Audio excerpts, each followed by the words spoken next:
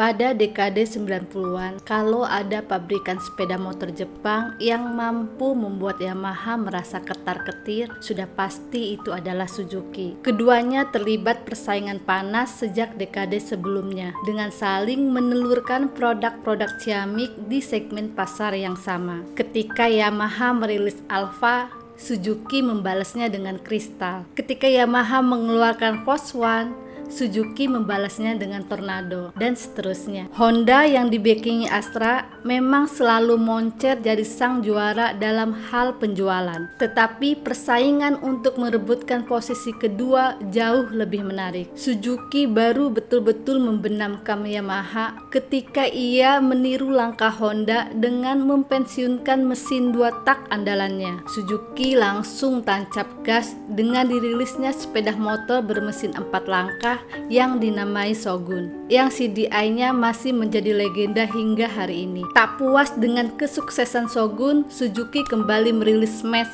yang semakin meminggirkan Yamaha dari persaingan. Namun direksi Yamaha tidak tinggal diam. Engineer-engineer muda yang handal dan visioner ditariknya. Pihak manajemen meyakini bahwa tak ada badai yang tak berlalu. Mereka yakin suatu saat Suzuki bisa mereka kalahkan dalam hal penjualan di kancah nasional. Mereka meracik ulang strategi di berbagai aspek, seperti menyasar segmen pasar yang sebelumnya dianaktirikan, mengembangkan produk yang sesuai dengan segmen pasar tersebut, dan membuka jaringan dealer baru di berbagai pelosok negeri. Baru pada tahun 2003, Yamaha memungkasi nasib buruknya dengan merilis Mio, motor CVT yang bukan hanya berhasil mengubah selera pasar otomotif tanah air, melainkan juga mendongkel Suzuki dari peta persaingan. Jangankan Suzuki, Honda pun tumbang dalam hal penjualan. Karena saat Mio dirilis tahun 2003, hampir tidak ada pesaing di segmen Matic, hanya Kymco.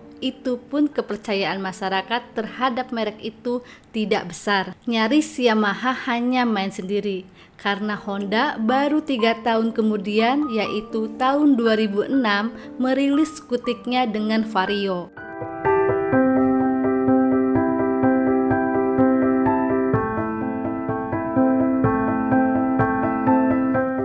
Mungkin itulah awal mula mendung kelabu yang menggelayuti Suzuki di Indonesia. Penjualan Suzuki semakin merosot dari waktu ke waktu. Suzuki memang masih punya Satria FU yang legendaris. Dalam penjualan seri Hyper Underbone memang masih dikuasai. Tetapi tetap saja Satria tidak bisa menanggung beban sendirian, karena hampir semua produk Suzuki penjualannya mati suri dan beberapa sudah disuntik mati. Selain itu juga kemerosotan Suzuki disumbang dengan banyak tutupnya dealer-dealer resmi. Gampang sekali membuktikannya di tahun 2022 ini. Coba cek di tempat kita tinggal saat ini. Mungkin tidak semua tahu lokasi dealer motor Suzuki, karena memang tidak ada dealernya. Bandingkan dengan Honda dan Yamaha yang ekspansi besar-besaran di tiap kota, 1, 2, bahkan 3 dealer. Suzuki tidak. Mereka tidak prioritaskan konsumen di Indonesia. Justru India yang jadi anak emas. Namun apakah kehadiran Yamaha Mio menjadi satu-satunya penyebab kejatuhan Suzuki di Indonesia? Jika kita menjadikan dekade pertama tahun 2000 sebagai acuan, jawabannya tentu iya. Akan tetapi Suzuki masih saja babak belur dalam penjualan sampai sekarang.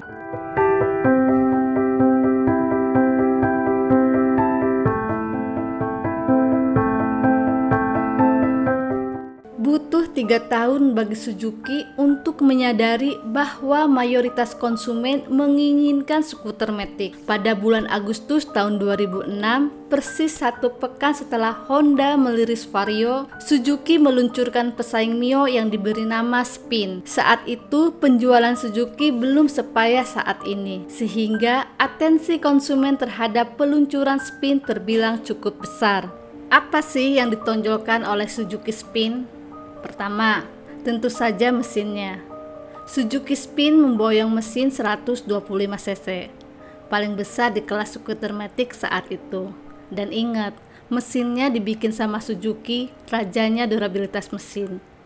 Maka tak salah kalau Suzuki menggadang-gadang Spin sebagai entitas produk pengerek penjualannya. Namun catatan penjualan Suzuki Spin ternyata tak seberkilau antusiasme konsumen kala peluncurannya. Desain Spin yang agak mirip Mio membuat Mio lover membuli dan mengatakan desainer Spin hanya copy paste dari Mio Sporty, cuman menggantikan mesin dan mengubah beberapa bodi dari berbagai sisi. Selain itu, konsumen juga mencemaskan konsumsi BBM-nya yang dituding boros. Mio yang bermesin 110 cc saja sudah seboros itu, apalagi Spin. Apapun penyebabnya, Spin gagal total. Spin dihentikan 5 tahun kemudian dan digantikan oleh NEX. Kegagalan Suzuki dalam merespon keinginan konsumen kembali ditunjukkan ketika segmen motorsport fairing 250 cc sedang naik daun. Kita nyaris tidak pernah melihat motorsport Suzuki 250 cc di jalanan saat ini.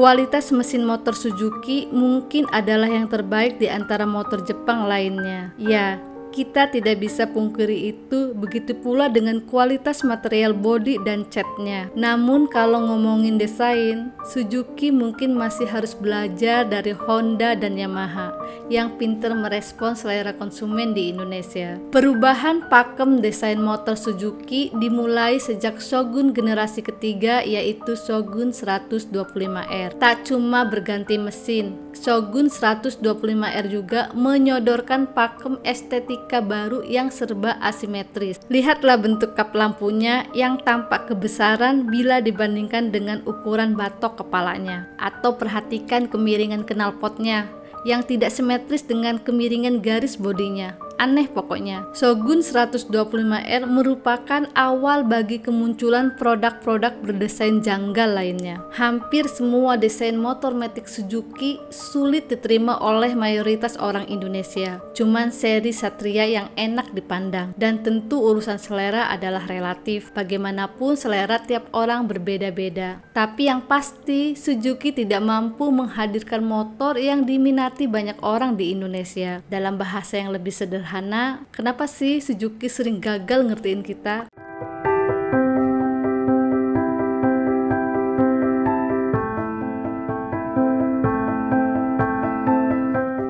Di Indonesia, Suzuki memang tampak seperti anak ayam tanpa induk, linglung dan tidak terarah. Akan tetapi, di negeri Bollywood, Suzuki benar-benar menguasai pasar otomotif, baik roda 2 maupun roda 4. Penguasaan otomotif India tentu saja lebih berarti ketimbang penguasaan pasar di Indonesia. India punya penduduk terbanyak kedua di dunia, dan pertumbuhan ekonominya mengesankan. Maka tak heran kalau Suzuki menganak emaskan pasar India ketimbang negara lain.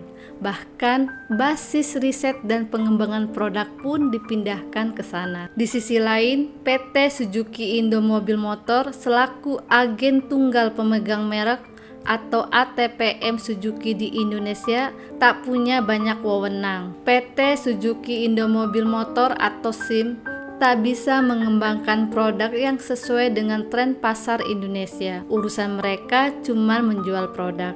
Oleh karena itulah, pasar otomotif Indonesia dibanjiri produk-produk Suzuki yang laris manis di India, tapi babak belur di Indonesia. Pada segmen kendaraan roda 2, PT Suzuki Indo Mobil Motor memboyong Inazuma dan Gixxer SF250 yang berhasil menjadi bulan-bulanan netizen. Sedangkan di segmen kendaraan roda 4 ada Suzuki Celerio dan Suzuki Splash yang bernasib sama. Produk-produk itu tentu bukan produk yang sepenuhnya buruk, hanya saja mereka gagal memenuhi keinginan konsumen di Indonesia yang tentu berbeda dengan keinginan konsumen di India.